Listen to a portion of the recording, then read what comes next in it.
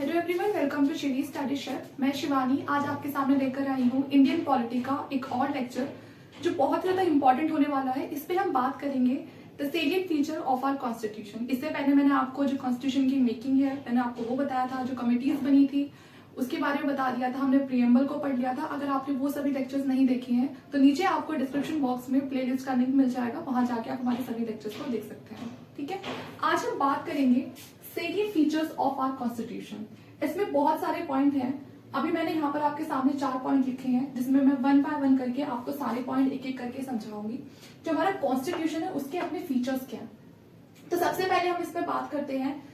First है हमारा लेंडियस्ट written constitution. जैसे कि हम सबको पता है कि जो हमारा कॉन्स्टिट्यूशन है वो रिटर्न में है। हर कंट्री का अपना जो कॉन्स्टिट्यूशन होता है वो उनकी मर्जी होती है कि वो उसको रिटर्न में रखना चाहते हैं या वो ऐसे रखना चाहते हैं। 2 तरह का कॉन्स्टिट्यूशन होता है, एक रिटर्न में होता है और एक वो किसी मतलब वो ऐसे कोई रिटर्न फॉर्म में नहीं होता। ठीक है, जब जरूरत पड़ती है वो उस लॉ को तभी लिखते हैं और उसे कॉन्स्टिट्यूशन में उसे शामिल कर देते हैं। लेकिन हमारे पास क्या है, हमारे पास रिटर्न कॉन्स्टिट्यूशन है और ये दुनिया का सबसे बड़ा कॉन्स्टिट्यूशन है। आप किसी भी देश के कॉन्स्टिट्यूशन से कंपेयर करेंगे तो जो सबसे लेंथी है वो हमारा इंडियन कॉन्स्टिट्यूशन है। ठीक है, तो पहला पॉइंट तो ये है।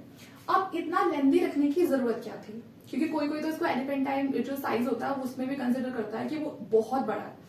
लेकिन इसकी जरूरत थी हमें कि वो इतना लंबा जो हमारा कॉन्स्टिट्यूशन है वो अपने आप ही बन जाता है। इतना लेंथी है वो हमारे कुछ जो फैक्टर्स है उनकी वजह से बना है। तो सबसे पहले आप ये देखिए, जो कॉन्स्टिट्यूशन है उसमें हमारे टोटल 470 आर्टिकल्स हैं, 25 पार्ट्स हैं और 12 शेड्यूल हैं। जब ओरिजिनली कॉन्स्टिट्यूशन को बनाया गया था तब इसमें 395 आर्टिकल्स थे। ठीक है, 22 पार्ट्स थे और 8 शेड्यूल थे। लेकिन जरूरत के अकॉर्डिंग इसमें आर्टिकल्स भी बढ़ गए, पार्ट्स भी बढ़ गए और शेड्यूल भी बढ़ गए। हो सकता है कि इन फ्यूचर ये जो नंबर्स है ये और ज्यादा इंक्रीज हो जाए। अब यहाँ पर जो सेकंड फैक्टर है वो है हमारा हिस्टोरिकल फैक्टर। हिस्टोरिकल फैक्टर में क्या है, गवर्नमेंट जो हमारी थी 1935 में, जिस टाइम पे जो ब्रिटिश गवर्नमेंट थी वो हमारे सामने 1935 का एक्ट लेकर आई थी, जिसमें बहुत सारे उन्होंने अपनी तरफ से बहुत सारे एड ऑन किए थे, कुछ लॉज वगैरह एड ऑन किए थे। तो यहाँ पर ये वही था। अब जब कंट्री हमारी फ्री होती है तो लोगों को काफी हद तक इसकी आदत पड़ जाती है और जो हमारा देश है वो भी इसी की तरह चल रहा था। और फिर से सब चीजें समझाना लोगों को, तो ये काफी एक मुश्किल चीज थी। सुनने में बहुत इजी लगता है लेकिन देश को फिर से संभालना, आप खुद सोचो कि अभी फिर से कुछ ऐसा हो जाए कि जो देश की पूरी व्यवस्था है वो पूरी तरह से उसको चेंज कर दिया जाए और कुछ नया लेकर आया जाए, तो हमारे लिए बहुत मुश्किल हो जाएगा उस चीज को समझना। जबकि अभी तो लोग बहुत ज्यादा एजुकेटेड हो चुके हैं और वो उस चीज को समझ चुके हैं। लेकिन उस टाइम पे जो लोग थे वो इतने पढ़े लिखे भी नहीं थे, तो चीजों को जैसा चल रहा था तो इसीलिए उसको वैसे ही चलने दिया जो सही थी। जिसमें लगा कि चेंजेस करने चाहिए उन चीजों को चेंज भी कर लिया। तो जो गवर्नमेंट एक्ट था, ठीक है, 1935 का, उसको ऐसे ही एक्सेप्ट कर लिया गया कि उसी को फॉलो करते हैं। और वो बहुत ज्यादा बल्कि था, उस टाइम पे बहुत ज्यादा बल्कि था। और इसका जो 60% पार्ट था, जो हमारे कॉन्स्टिट्यूशन में जो 60% जो पार्ट है, अभी जो हमारा कॉन्स्टिट्यूशन है उसका जो 60% पार्ट है वो सारा हमारा यही है। ठीक है, जो गवर्नमेंट ऑफ इंडिया एक्ट का जो ये 1935 वाला जो ये पूरा एक्ट था, इसी को हमने पूरा कॉपी कर लिया था। तो हमारे कॉन्स्टिट्यूशन का 60% पार्ट हमारा यही है। ओके, थर्ड है हमारा ज्योग्राफिकल फैक्टर। अब जो हमारा देश है वो कोई छोटी सी कंट्री तो है नहीं कि बहुत छोटी सी है, एक ही तरह के लोग रह रहे हैं। आप खुद देखो, इतनी ज्यादा डाइवर्सिटी है हमारी कंट्री में कि आप किसी और कंट्री में जाएंगे तो आपको इतनी ज्यादा डाइवर्सिटी नहीं मिलेगी। हमारे यहाँ पर लोगों के कल्चर, लोगों के ट्रेडिशन, ड्रेसेस, डांसेस, हर चीज में आपको डाइवर्सिटी देखने के लिए मिलेगी। तो उनके हिसाब से यहाँ पर जो कॉन्स्टिट्यूशन है उसके अंदर जो लॉ है, राइट्स हैं, ड्यूटीज हैं, वो अपने आप ही बहुत ज्यादा हो जाते हैं। क्योंकि जो हमारी कंट्री है उसकी ज्योग्राफी को देखते हुए जो हमारा कॉन्स्टिट्यूशन है वो अपने आप में काफी बड़ा हो जाता है, क्योंकि सबकी जरूरतों का ध्यान रखा है। उसके बाद है सिंगल कॉन्स्टिट्यूशन। अब जो हमारा कॉन्स्टिट्यूशन है वो सिंगल है।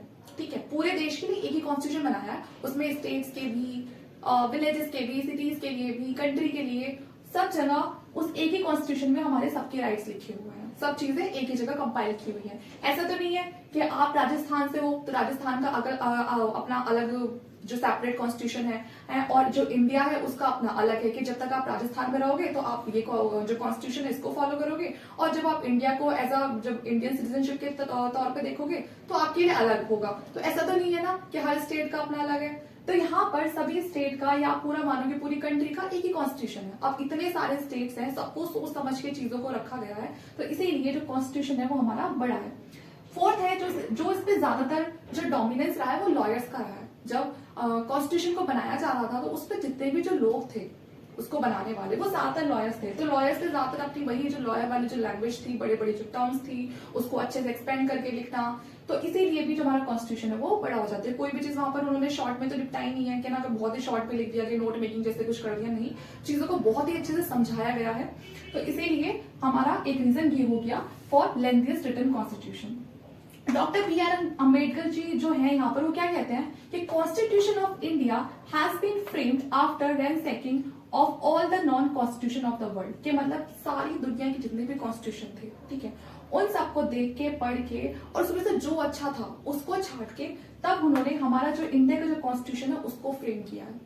तो ये काम बहुत आसान नहीं है। सुनने में लग रहा है कि ठीक है उस देश की ये चीज अच्छी थी तो आपने वहां से कॉपी कर ली, लेकिन आप उनका संविधान पढ़ रहे हो, उसको समझ रहे हो, फिर अपने देश के लोगों के साथ आप उसको कंपेयर करोगे कि इस चीज को फॉलो कर भी पाएंगे या नहीं कर पाएंगे, तो ये बहुत बड़ी बात होती है। हम दिन में एक ही जो बुक होती है उसको नहीं पढ़ पाते हैं सही से, हमें उसमें भी एक लंबा टाइम चाहिए होता है। तो यहाँ तो पूरी दुनिया के कॉन्स्टिट्यूशन की बात की गई है, उनके लॉज पढ़ना सारे। तो यहाँ पर जो doctor B R Ambedkar ji ने कहा है कि हमने पूरी दुनिया के जितने भी कॉन्स्टिट्यूशन थे उनको पढ़ के और फिर उनमें से जो चीजें अच्छी थी उनको अपने इंडियन कॉन्स्टिट्यूशन में शामिल किया। तो ये हो गया हमारा पहला सेलिएंट फीचर, ठीक है, जो हमारा क्या है, लेंथीएस्ट रिटन कॉन्स्टिट्यूशन। तो अब आप समझ गए होंगे कि हमारा संविधान इतना लंबा क्यों है, ठीक है। सेकेंड फीचर है ड्रॉन फ्रॉम वेरियस सोर्सेज।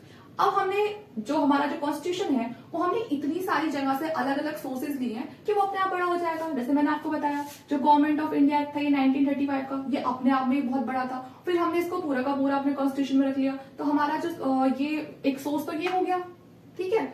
दूसरा सोर्स जो हमारा फंडामेंटल राइट्स है वो हमने यूएसए से लिया है। जो हमारा डीपीएसपी है वो हमने आयरिश गवर्नमेंट है वहां से लिया है ना। इसमें हमारे डायरेक्टिव प्रिंसिपल्स की बात करते हैं हम। डायरेक्टिव प्रिंसिपल्स क्यों होते हैं, for the welfare of state. उसके बाद है जो हमारा पॉलिटिकल सिस्टम है वो हमने पूरा जो ब्रिटिश गवर्नमेंट है हमने उसका फॉलो किया है।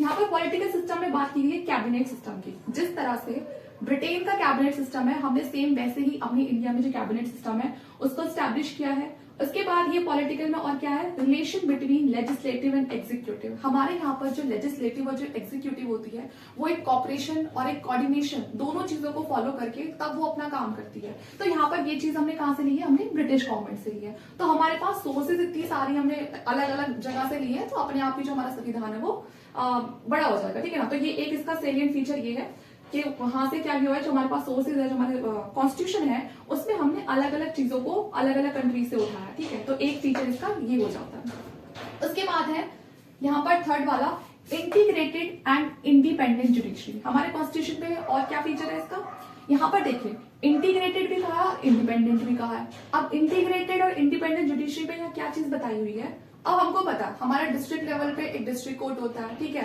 फिर स्टेट लेवल पे हाई कोर्ट होता है, और आप ऑल इंडिया की बात करें तो वो सबसे ऊपर हमारा सुप्रीम कोर्ट होता है। तो जो सुप्रीम कोर्ट है वो हमारा हाईएस्ट इंटरप्रेटर कोर्ट है कि अगर उसने जो कह दिया तो उसके बाद के जितने भी सबऑर्डिनेट कोर्ट है उनको उसकी वो बात माननी पड़ेगी, ठीक है। तो इस तरह से ये अपने आप में क्या है, इंटीग्रेटेड है। इंडिपेंडेंट क्यों है, क्योंकि अगर केस अगर स्टेट लेवल पे आता है तो वहीं के वहीं हाई कोर्ट में सॉल्व हो जाता है, डिस्ट्रिक्ट लेवल पे आता है तो वहां उसको डिस्ट्रिक्ट लेवल पे जो कोर्ट होता है वो सॉल्व कर देता है। तो इसीलिए एक तरह से ये यहाँ आप इसे इंडिपेंडेंट भी बोल सकते हैं कि इंडिपेंडेंट वर्क है। और दूसरी बात ये है कि इंडिपेंडेंट जुडिशरी इसलिए भी है क्योंकि इसके काम में कोई दखल नहीं दे सकता, ठीक है। इन्होंने जो फैसला सुना दिया वो सुना दिया, उसके बाद ये नहीं है कि कोई मिनिस्टर उठकर आ रहा है उनके फैसले में ज्यादा दखल अंदाजी कर रहा है।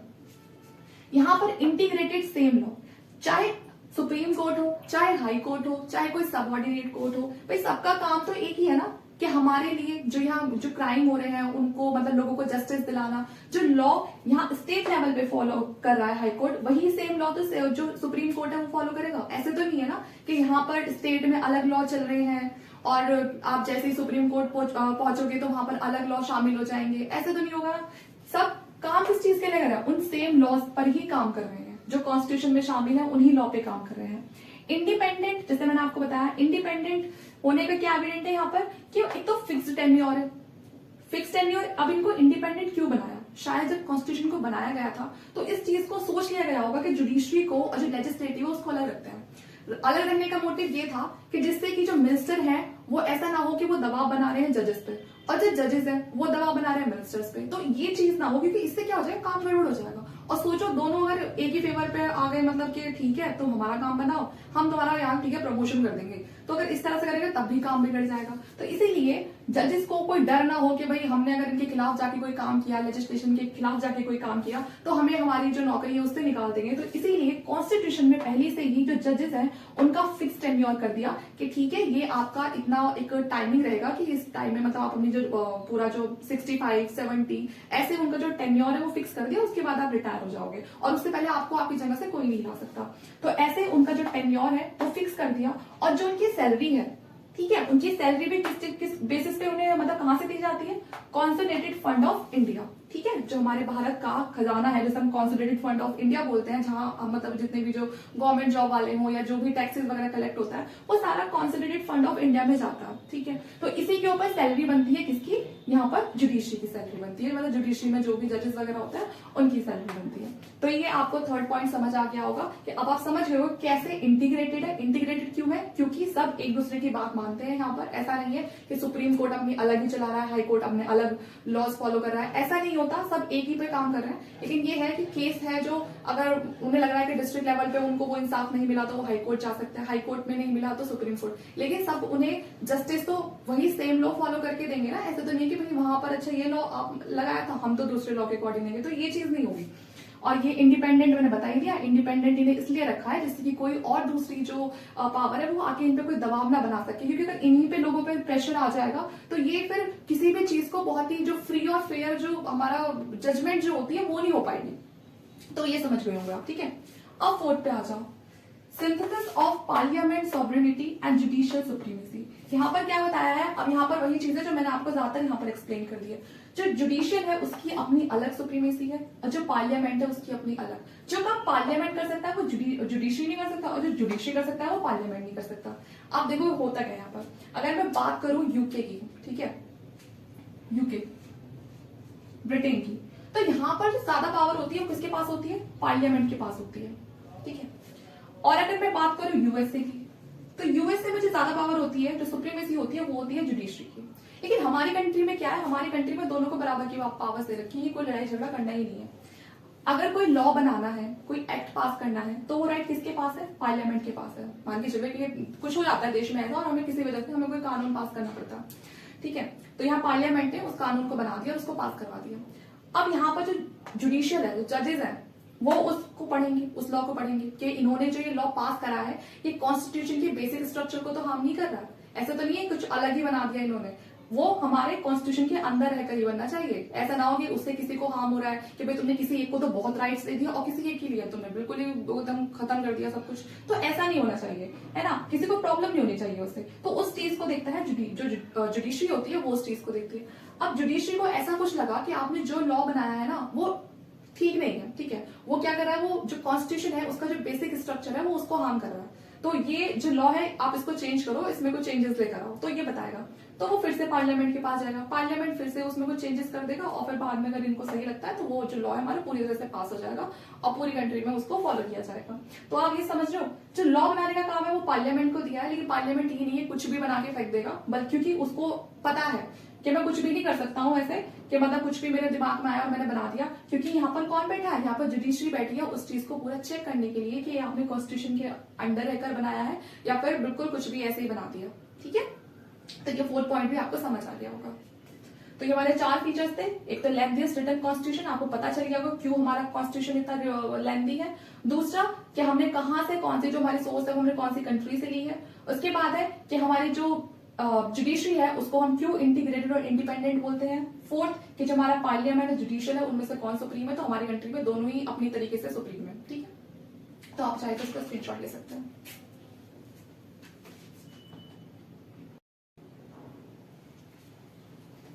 अब बात करते हैं 5th पॉइंट की, blend of rigidity and flexibility. तो यहाँ पर जो हमारा इंडियन कॉन्स्टिट्यूशन है वो रिजिड भी है और फ्लेक्सिबल भी है। रिजिड से क्या मतलब है यहाँ पर कि अगर आपको कहीं भी कॉन्स्टिट्यूशन में किसी भी तरह कोई चेंज करना है या किसी लॉ में कोई चेंज करना है तो उसके लिए आपको एक स्पेशल प्रोविजन की जरूरत है, ठीक है। और अगर फ्लेक्सिबल की बात करें तो जो चीज बहुत ही इजीली ऑल्टर हो जाए, बहुत ही इजीली आप उसको चेंज कर पाओ। तो रिजिडिटी जो है वो हमने ली है यूएसए से और जो फ्लेक्सिबिलिटी है वो कॉन्सेप्ट है ब्रिटेन से। तो यहाँ पर अगर हम यूएसए की बात करें तो जो यूएसए है उसमें काफी ज्यादा रिजिडिटी है, वहां पर आप इजीली कहीं कुछ भी चेंजेस नहीं कर सकते हो। जैसे कि यूएसए में सिर्फ अभी तक 27 टाइम्स ही जो कॉन्स्टिट्यूशन है उसमें चेंज किए गए हैं, लेकिन ब्रिटेन में ये चीज इजीली होती रहती है। तो आप समझ गए होंगे कि bland of rigidity and flexibility क्यों एक सेलिएंट फीचर बताया कॉन्स्टिट्यूशन का, कि जो हमारा कॉन्स्टिट्यूशन है वो रिजिड भी है और फ्लेक्सिबल भी है। बहुत सारी चीजें हमारे कॉन्स्टिट्यूशन में ऐसी हैं जो काफी उनको चेंज करने के लिए हमें एक स्पेशल प्रोविजन की जरूरत है कि ठीक है लोकसभा वाले भी बैठेंगे, राज्यसभा वाले भी बैठेंगे, फिर वहां पर पास होगा, फिर आगे प्रेसिडेंट, ठीक है। और अगर एक दूसरे किसी हाउसेस से कुछ गलत लगता है तो वापस से उसे मतलब चेंज करने के लिए फिर वापस कर दिया जाएगा। तो वो होता है एक स्पेशल प्रोविजन, ठीक है। और जो चीज बहुत ही ऑर्डिनरी लॉ की तरह पास हो जाए वो होता है हमारा कि जिसमें आप इजीली उसको ऑल्टर कर सकते हैं, जैसे कि ब्रिटेन में। तो आप समझ गए होंगे कि हमारा कॉन्स्टिट्यूशन क्यों रिजिड है और क्यों फ्लेक्सिबल है, ठीक है। तो हमारा जो कॉन्स्टिट्यूशन है वो एक तरह से ब्लैंड है रिजिडिटी का और फ्लेक्सिबिलिटी का, क्योंकि वो इजीली आप उसको चेंज भी कर सकते हो और बहुत सारे चेंजेस के लिए आपको उसके लिए एक स्पेशल प्रोविजन की जरूरत पड़ती है, ठीक है। अब आगे देखिए 6 वाला जो फीचर है वो है हमारा फेडरल सिस्टम विद यूनिटरी बाइस, ठीक है। अब यहाँ पर क्या है, फेडरल का मतलब क्या होता है, टू गवर्नमेंट जो फेडरल के अंदर जो आती है, फेडरल के अंदर जहां पर टू गवर्नमेंट कैसे है, एक सेंटर में और एक स्टेट में। फेडरल का मतलब ही यही है, हमारी जो कंट्री है उसे हम फेडरल क्यों बोल रहे हैं, क्योंकि पहले तो हमारा पूरा इंडिया है, उस इंडिया के अंदर फिर छोटे छोटे हमने स्टेट्स बनाए हुआ और हर स्टेट में अपनी खुद की गवर्नमेंट है। तो यहाँ पर आपको फेडरल के अंदर 2 गवर्नमेंट दिखेंगी। उसके बाद फेडरल की दूसरी पहचान क्या है, इंडिपेंडेंट जुडिशरी, ठीक है। इंडिपेंडेंट जुडिशरी है, स्टेट के पास सब स्टेट के पास अपना कोर्ट है, ठीक है। उसके बाद है 2 गवर्नमेंट है तो पावर का डिवीजन भी आपको देखने के लिए मिलेगा। बहुत सारी पावर स्टेट्स के पास होती है, वो अलग बात है कि जो ज्यादा पावर होती है, जो स्ट्रांग होता है वो सेंटर होता है, लेकिन फिर भी डिवीजन ऑफ पावर तो है जहां पर फेडरल है। और रिटर्न कॉन्स्टिट्यूशन है, उस रिटर्न कॉन्स्टिट्यूशन में हमारा स्टेट भी है, वो जो स्टेट के बारे में भी अलग से लॉ लिखे हुए हैं और अलग से सेंटर के बारे में लॉ लिखे हुए हैं। ऐसा नहीं कि एक ही लॉ लिखा हुआ है कि यही स्टेट में फॉलो होगा और यही जो कंट्री है उस लेवल पे फॉलो होगा, ठीक है। तो रिटर्न कॉन्स्टिट्यूशन है। तो अगर फेडरल के फीचर पूछते हैं आपसे तो फेडरल के फीचर में आप क्या बताओगे कि एक तो टू गवर्नमेंट है तो ऑब्वियसली डिवीजन ऑफ पावर्स आपको देखने के लिए मिलेगी, एक स्टेट लेवल पे एक सेंट्रल लेवल पे, इंडिपेंडेंट जुडिशरी है। उसके बाद आ जाते हैं यूनिटरी। अब यूनिटरी में क्या है, यूनिटरी में ये सारे स्टेट मिल गए, अब हम उसे यूनियन के लेवल पे देख रहे हैं कि ये भारत है, ठीक है। तो अब यूनिटरी में क्या होगा, स्ट्रॉन्ग सेंटर होगा। यूनिटरी में आते ही जो पावर है वो ज्यादा जो स्ट्रॉन्ग हो जाती है वो सेंटर के हाथ में आ जाती है। उसके बाद सिंगल सिटीजनशिप है, पूरे भारत में जितने भी रहने वाले जो लोग हैं, चाहे मैं हूं चाहे आप हो, हाँ ऐसे तो नहीं है ना कि अगर हम यूपी में हैं या फिर हम किसी और स्टेट में हैं तो यहाँ अलग हमारे पास सिटीजनशिप होगी कि हम यूपी के हैं नागरिक तो ये हमारी यूपी की नागरिकता होगी, लेकिन अगर हमें किसी और स्टेट में जाना पड़ेगा तो फिर हमें वहां की नागरिकता लेनी पड़ेगी। तो ऐसा तो नहीं है ना, हमारे पास सिंगल सिटीजनशिप है जिसकी वजह से हम पूरे इंडिया में कहीं भी घूम सकते हैं, कहीं भी जा सकते हैं, कहीं भी रह सकते हैं।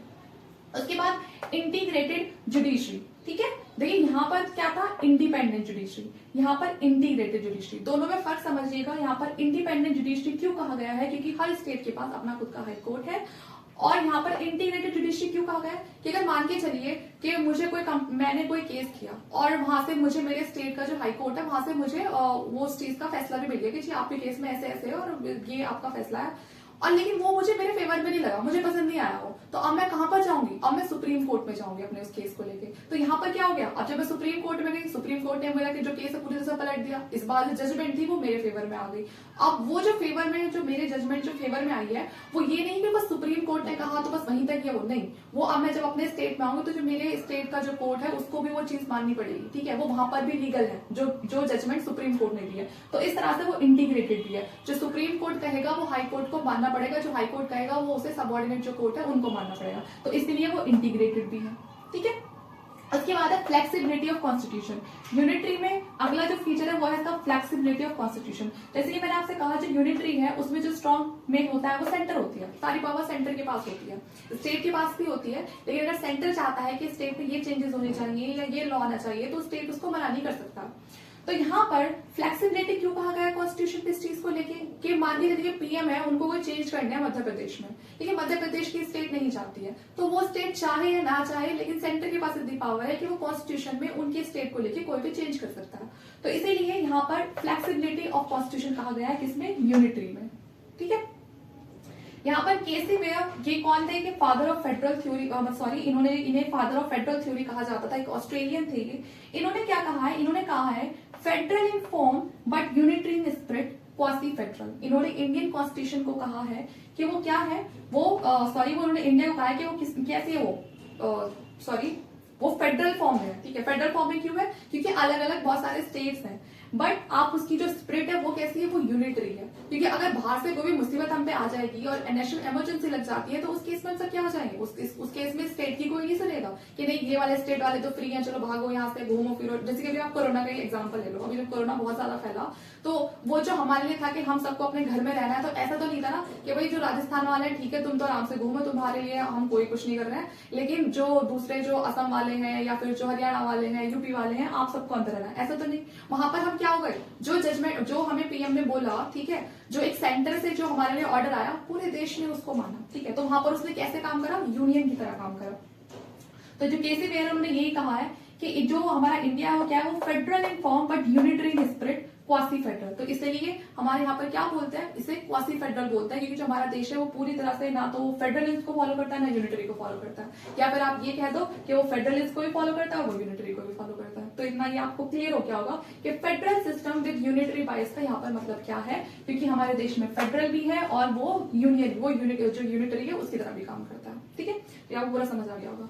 अब यहाँ 7th पॉइंट है पार्लियामेंट्री फॉर्म ऑफ गवर्नमेंट। अब पार्लियामेंट्री फॉर्म ऑफ गवर्नमेंट है हमारी कंट्री में, इतनी भी बात आप सबको क्लियर है। Indian parliament is not sovereign parliament. India की जो पार्लियामेंट है वो सॉवरन नहीं है, अपने हिसाब से ऐसा नहीं है कुछ भी कर देगी, अपने हिसाब से ये कुछ भी करेगी नहीं, क्योंकि जो मेन जो अथॉरिटी है वो तो लोगों के पास है। अब लोगों को जरूरत ही नहीं है कानून की, तो आप कैसे बनाए जा रहे हो अपनी मर्जी से। यहाँ पर इंडियन जो पार्लियामेंट है उसको एक कॉपरेशन में, कोऑर्डिनेशन में काम करना पड़ेगा। जो लेजिस्लेटिव और जो एग्जीक्यूटिव जो ऑर्गन है, हमारी लेजिस्लेटिव और जो एग्जीक्यूटिव ऑर्गन है, उन दोनों को आपस में मिलजुल के एक कोऑर्डिनेशन के साथ काम करना पड़ेगा। जो पार्लियामेंट्री फॉर्म ऑफ गवर्नमेंट होती है उसमें यही होता है कि जो लेजिस्लेटिव होती है, जो एग्जीक्यूटिव होती है, उसमें सबको मिलजुल के काम करना है। जो पार्लियामेंट्री फॉर्म ऑफ गवर्नमेंट होती है उसको और क्या क्या बोलते हैं? उसको Westminster model of government भी बोलते हैं, उसको रिस्पॉन्सिबल गवर्नमेंट भी बोलते हैं, उसको कैबिनेट गवर्नमेंट भी बोलते हैं। किसको? पार्लियामेंट्री फॉर्म ऑफ गवर्नमेंट को। इसके फीचर देखिए, इसके फीचर में क्या है? पहला, nominal and the real executive. यहाँ पर जो नॉमिनल है वो कौन है? वो प्रेसिडेंट होता है, क्योंकि जो हमारा प्रेसिडेंट है एक तरह से देखा जाए तो उनके पास पावर्स तो बहुत सारी होती है, लेकिन वो एक तरह से सेरेमोनियल पावर होती है कि ठीक है आप यहाँ पर लॉ बन गया, आप हमें साइन कर दीजिए। एक तो जो होती है ना दिखावे वाली, बस वो एक्चुअल पावर नहीं है उनके पास। जो एक्चुअल पावर है, जो रियल एग्जीक्यूटिव है हमारी कंट्री का, वो कौन होता है? वो पीएम होता है। ये बात सबको पता है कि जो पीएम है उसको जो लोग हैं वो चुनकर भेजते हैं, ठीक है, जो वो बाय वोटिंग होता है। और प्रेसिडेंट का भी हम पढ़ेंगे कि उसके जो इलेक्शन होता है वो किस तरह से होता है। तो यहाँ पर वो एक नॉमिनल एग्जीक्यूटिव की तरह काम करता है कि उसका काम होता है बस साइन करना, और दिखावे के लिए उसके पास बहुत सारी पावर्स है। लेकिन अगर हम रियल की बात करें तो वो किसके इशारों पर काम करता है? वो पीएम के इशारों पर काम करता है, ठीक है। तो ये फीचर हो गया। उसके बाद है majority party rule. Majority party rule है जिस भी पार्टी के पास सबसे ज्यादा वोट जाएंगी वो यहाँ पर मेजॉरिटी में आ जाएगा, और उसी का क्या होगा? देश के ऊपर उसी की पार्टी, मतलब वो रूलिंग पार्टी का, जो पार्टी है वो रूलिंग पार्टी बन जाएगी, और आगे जो भी है उसी में से कोई चुन के पीएम बनेगा, और सारी पावर्स उन्हीं के पास है। Dissolution of lower house. जो लोअर हाउस है यहाँ पर लोकसभा को कहा गया है। वैसे तो जो लोकसभा का पूरा जो टाइम पीरियड होता है वो 5 साल का होता है, लेकिन 5 साल बाद वो अपने आप पे डिसॉल्व हो जाती है, फिर दोबारा इलेक्शन होता है। लेकिन फिर भी अगर बीच में कुछ ऐसा हो जाता है कि उनका कोई काम करने का तरीका सही नहीं था या कोई बात हो जाती है, तो उस बीच में भी जो लोअर हाउस है उसको डिसॉल्व किया जा सकता है। और ये जो पावर है ये प्रेसिडेंट के पास भी है अंडर आर्टिकल 85, ठीक है। तो लोअर हाउस को भी ऐसा नहीं है कि पार्लियामेंट्री फॉर्म ऑफ गवर्नमेंट है, लोग उसे चुन के भेज रहे हैं तो पूरे 5 साल तक रहेगी वो, चाहे तो उन्होंने बंदूकें तान ली है, ऐसा बिल्कुल भी नहीं है। अगर वो देखा जाता है कि वो बहुत ही कोई गलत काम कर रही है या उनपे सही से देश को चलाना नहीं आ रहा है तो उसको डिसॉल्व कर दिया जाएगा, और ये पावर प्रेसिडेंट के पास भी है अंडर आर्टिकल 85, ठीक है। तो ये और आगे हो गए पूरे 7 सेकेंड पॉइंट हो गए। उसके बाद 2-4 और हैं, वो मैं आपको एक्सप्लेन कर दूंगी, आप इसका जल्दी स्क्रीनशॉट ले लीजिए।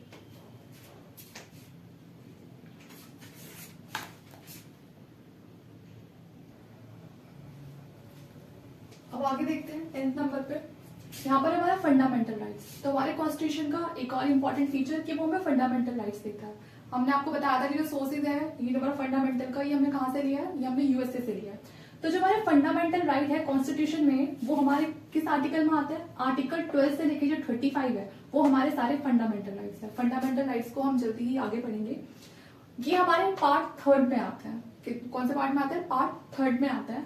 और फंडामेंटल राइट बेसिकली है किस चीज के लिए? For promoting the idea of political democracy, कि हमारी जो कंट्री है उसमें जो पॉलिटिकल डेमोक्रेसी है वो मेंटेन रहे। तो इसीलिए फंडामेंटल राइट्स दिए कि हमारे जो नागरिक है, जो देश में रहने वाले जो लोग हैं, उन्होंने गवर्नमेंट को चुन के वहां बैठा तो दिया, लेकिन उनको भी तो कुछ राइट्स मिलने चाहिए। तो वो सारे जो हमारे राइट्स हैं वो हमारे पार्ट 3 में आते हैं under article 12 to 35 for promoting the idea of political democracy. They are justiciable in nature. ये जस्टिसिएबल इन नेचर है कि अगर आपके फंडामेंटल राइट्स का कोई उल्लंघन करता है, ठीक है, तो वहां पर आप उस चीज को लेके आप अपनी जो कंप्लेन है उसको लेके आप सुप्रीम कोर्ट तक भी जा सकते हो कि ये मेरा फंडामेंटल राइट था, मैं पढ़ना चाहता था लेकिन मुझे पढ़ने नहीं दिया जा रहा है, तो वो भी आपका एक फंडामेंटल राइट है। तो वो पूरी तरह से जस्टिसिएबल इन नेचर कि कोई आपको नहीं रोक सकता। They are not absolute and are subject to reasonable restriction. लेकिन ये एब्सोल्यूट नहीं है। एब्सोल्यूट क्यों नहीं है? अगर आपके फंडामेंटल राइट है तो दूसरे के भी तो फंडामेंटल राइट्स है। अब यहाँ पर आपके फंडामेंटल राइट्स में आपको पूरी आजादी देती है कि आपको बोलने का अधिकार है, ठीक है, आपके रिलीजन का अधिकार है, आप अपना जो रिलीजन है उसको प्रमोट कर सकते हो। लेकिन मान के चलिए कि आपको बोलने का अधिकार है तो उसका मतलब ये हुआ ना सामने वाले को गाली दोगे, है ना, क्योंकि अगर आप उसको दोगे तो वो कौन सा काम है, फिर वो भी आपको उल्टे ऐसे ही गाली देगा। तो यहाँ पर क्या हो रहा है, अगर आपने उसको कुछ भी ऐसा उल्टा सीधा बोला तो ये आपने तो इसलिए बोले कि मेरा फंडामेंटल राइट है मैं बोलूंगा, लेकिन दूसरे का भी तो फंडामेंटल राइट है ना, तो वो ऐसा बुरा अपने बारे में कैसे सुन लेगा। तो इसीलिए ये पूरी तरह से एब्सोल्यूट नहीं है, are subject to reasonable restriction. इन पर भी कुछ रेस्ट्रिक्शन है। तो आप समझ रहे हो कि मैं किस तरह से इनको रेस्ट्रिक्ट की बात कर रही हूँ कि कैसे रेस्ट्रिक्शन है, क्योंकि अगर हमारे फंडामेंटल राइट्स है दूसरे के भी है तो हमें अपने फंडामेंटल राइट्स को इस तरह यूज करना है कि जो दूसरे के फंडामेंटल राइट्स है हम उनको हार्म ना करें। तो ये हमारे फंडामेंटल राइट्स है जो हमें हमारा कॉन्स्टिट्यूशन देता है अंडर आर्टिकल 12 to 35 पार्ट 3। उसके बाद है सेक्युलर स्टेट। हमारा जो इंडिया है वो सेक्युलरिज्म को फॉलो करता है। जो हमारी कंट्री है वो एक सेक्युलर कंट्री है। No official religion. हमारा कोई ऑफिशियल रिलीजन नहीं है कि जो इंडिया है उसका कोई ऑफिशियल रिलीजन हिंदू है, मुस्लिम है, सिख है, ऐसा कुछ नहीं है। हमारी जो कंट्री है वो पूरी तरह से सेक्युलर है। हमारे लिए जितने भी सब धर्म है वो सब बराबर है। Allot same status to all religion. हमारी कंट्री में जितने भी रिलीजन है सबको एक सेम स्टेटस दिया जाता है, ना कोई ज्यादा ना कोई कम। तो ये है हमारा सेक्युलर स्टेट जो हमारा कॉन्स्टिट्यूशन का एक और फीचर है। उसके बाद है यूनिवर्सल एडल्ट फ्रेंचाइज। तो ये तो सभी को पता है कि हमारी कंट्री में 18 ईयर्स से जो भी अबव होता है उसको एक राइट होता है, राइट टू वोट, कि वो वोट दे सकता है। और ये जो कॉन्सेप्ट था ये डॉक्टर BR अम्बेडकर जी का कॉन्सेप्ट था राइट टू वोट का, कि 18 साल के बाद कोई भी चाहे लड़का हो लड़की हो, आप बिना किसी भेदभाव के, ना आप उसकी कास्ट को देखेंगे, ना उसके रिलीजन को देखेंगे, ना उसकी लिटरेसी को देखेंगे कि वो पढ़ा लिखा नहीं है, ना रिच ना पुअर, किसी भी बेसिस पे आप उसको उसके वोटिंग के अधिकार से नहीं रोक सकते हैं। उसके पास पूरा अधिकार है कि वो वोट डाल सकता है, ठीक है। तो ये 18 ईयर्स से जो भी अबव है, तो ये होती है यूनिवर्सल एडल्ट फ्रेंचाइज। उसके बाद है हमारा 13 यूनियन एंड इट्स टेरिटरीज। तो हमें सबको पता है हमारा जो देश है वो उसकी जो अपनी खुद यूनियन और जो मतलब टेरिटरीज दोनों है, जैसे कि हमारा स्टेट है तो स्टेट भी है उसमें, और जो टेरिटरीज क्या होती है कि जो हमने बाहर से मिलाई है, जैसे कि हमारा अंडमान निकोबार है, ठीक है, और पौंडीचेरी है, लक्षद्वीप है, तो ये हमारी यूनियन टेरिटरीज है। तो हमारे कितने 28 स्टेट्स है और हमारी 8 यूनियन टेरिटरीज है। तो ये भी हमारा फीचर किसका है, कॉन्स्टिट्यूशन का है। उसके बाद है सिंगल सिटीजनशिप। तो ये मैंने आपको भी पहले भी बताया था कि जो हमारा देश है वो हमें एक ही सिंगल जो नागरिकता है, सिटीजनशिप है, वो देता है। ऐसा नहीं है एक स्टेट से दूसरे स्टेट में जाने के लिए हमें कोई अलग से जो सिटीजनशिप है वो लेनी पड़ेगी। ऐसा जो कॉन्सेप्ट है वो यूएसए में चलता है। यूएसए में क्या होता है, वहां पर अलग अलग स्टेट है और वो स्टेट बाद में, पहले वो स्टेट है उसके बाद वो यूनियन बनेगा। हमारे यहाँ पर क्या है, पहले पूरा हमारा देश है, पूरा हमारा देश बना, उसके बाद स्टेट बनाए गए। तो इसीलिए हमारे यहाँ पर जो स्ट्रॉन्ग है वो सेंटर है। लेकिन यूएसए में क्या है, वहां पर छोटे छोटे स्टेट्स थे, उन्होंने फिर आपस में एक सलाह मशवरा करके, ठीक है, कि हम अब एक यूनियन की फॉर्म में आ जाते हैं, इसीलिए उसको क्या बोला जाता है, यूनाइटेड स्टेट्स ऑफ अमेरिका बोला जाता है। वहां पर जो स्टेट्स है वो पहले फेडरेशन है, उसके बाद वो यूनियन बनता है। लेकिन हमारी कंट्री में क्या है, पहले यूनियन है उसके बाद फिर स्टेट है। तो इसीलिए हमारे यहाँ पर सिंगल सिटीजनशिप होती है, हम अपनी एक ही नागरिकता को लेके हम अपने पूरे देश में घूम सकते हैं। लेकिन वो लोग ऐसे नहीं घूम सकते हैं, ठीक है, उनको परमिशन लेनी पड़ेगी। उनके बाद दो जो सिटीजनशिप होती है, एक स्टेट की और एक यूनियन की। उसके बाद है 14 directive principle of state policy. ये directive principle of state policy, ये डॉक्टर BR अम्बेडकर जी ने इसको क्या बोला था, जो हमारे DPSP है, कि ये एक बहुत ही यूनिक या हम कह सकते हैं एक नॉवल फीचर है हमारे इंडियन कॉन्स्टिट्यूशन का, जो हमने आयरिश गवर्नमेंट से लिया है। और ये हमारा कवर्ड होता है पार्ट 4 में। और इसको बनाया क्यों गया, मतलब इसका आइडिया क्या, मोटिव क्या है हमारे डीपीएसपी का, promote the idea of social and economic democracy for the welfare of the state. तो यहाँ पर वो जो सोशल और जो इकोनॉमिक जो डेमोक्रेसी है सोसाइटी के अंदर, वो उसको प्रमोट करना चाहता है कि सोशली और इकोनॉमिकली जो हमारी डेमोक्रेसी है वो लोगों के बीच मेंटेन रहे, कि ऐसा ना हो कि कोई बहुत अमीर रह गया, कोई बहुत गरीब हो गया, किसी के पास भर भर की सब चीजें पड़ी हुई है, किसी के पास खाने के लिए दाना तक नहीं है। तो ये चीजें ना हो, तो हमें एक अच्छा एक वेलफेयर स्टेट मेंटेन करके चलना है, तो हमें ये डीपीएसपी वगैरह हमें ये अप्लाई करने होंगे, ठीक है।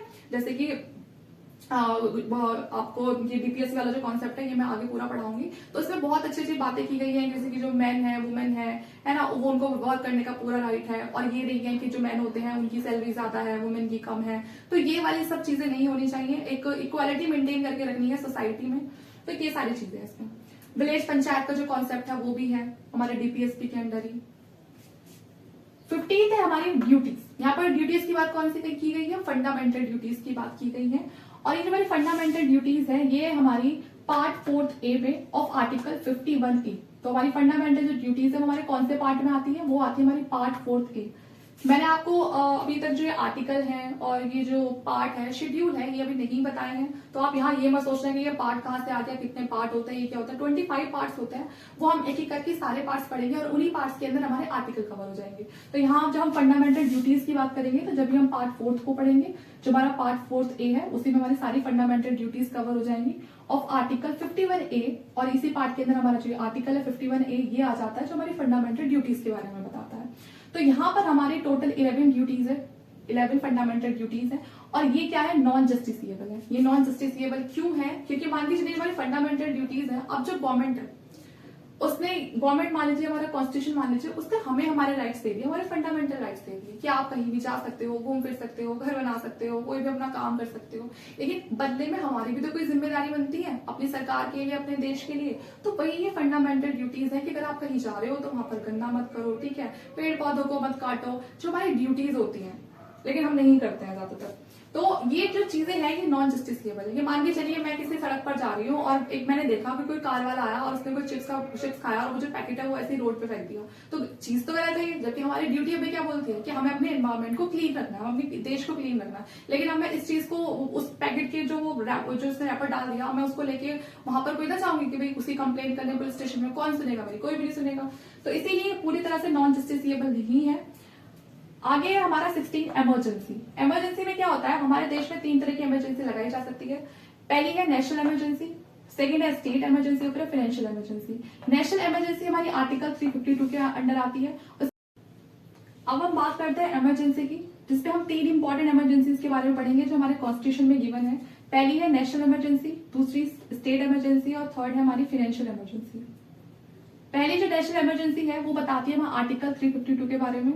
ये जो हमारी इमरजेंसी है इसमें ऐसा है कि अगर मान के चलिए हमारे देश में बाहर से कोई अटैक हो जाता है, तो उस टाइम पे जो हमारे स्टेट्स के पास जो पावर्स होती है वो पूरी तरह से कैंसिल आउट हो जाएंगी और सारी पावर्स पहुंच जाएंगी यूनियन के पास, मतलब जो हमारा सेंटर है उसके पास। कुछ टाइम के लिए जो हमारा फेडरेशन वाला सिस्टम है वो पूरी तरह से खत्म हो जाएगा और सारी पावर पहुंच जाएंगी हमारे सेंटर के पास, और सेंटर जो करेगा स्टेट को वो करना पड़ेगा। तो ये होता है हमारा आर्टिकल 352 जो हमारे नेशनल इमरजेंसी में फॉलो करना होता है हमें। सेकेंड है स्टेट इमरजेंसी। जब किसी पर्टिकुलर स्टेट में किसी वजह से कोई प्रॉब्लम आ जाती है तो वहां पर हम आर्टिकल 356 लगा के उस जो स्टेट है वहां पर स्टेट इमरजेंसी लगाई जाती है। और इस टाइम पे इस स्टेट में जो भी मिनिस्टर्स होते हैं उनकी पावर कुछ टाइम के लिए खत्म हो जाती है और वो सारी पावर्स पहुंच जाती है प्रेसिडेंट के पास। तो मतलब सेम वही कि वो भी सेंटर के पास पहुंच जाती है। थर्ड है हमारी फाइनेंशियल इमरजेंसी जो आर्टिकल 360 के अंडर आती है। और इसमें क्या होता है कि मान के चलिए कभी भी देश में कोई ऐसे हालात हो जाए कि हमारे जो इकोनॉमिकली जो हमारी सिचुएशन है, कंडीशन है, वो बहुत ज्यादा खराब हो जाती है कि हम कुछ एक्सपोर्ट या इम्पोर्ट, जो हमारे जो देश है जो कुछ इम्पोर्ट करता है अपनी कंट्री में, तो हम वो भी नहीं कर पा रहे हैं, तो उस केस में लगेगी फाइनेंशियल इमरजेंसी। लेकिन अभी तक भी भारत में इस तरह की इमरजेंसी एक बार भी नहीं लगी है। लास्ट हमारा सेलिएंट फीचर है वो है इंडिपेंडेंट बॉडी।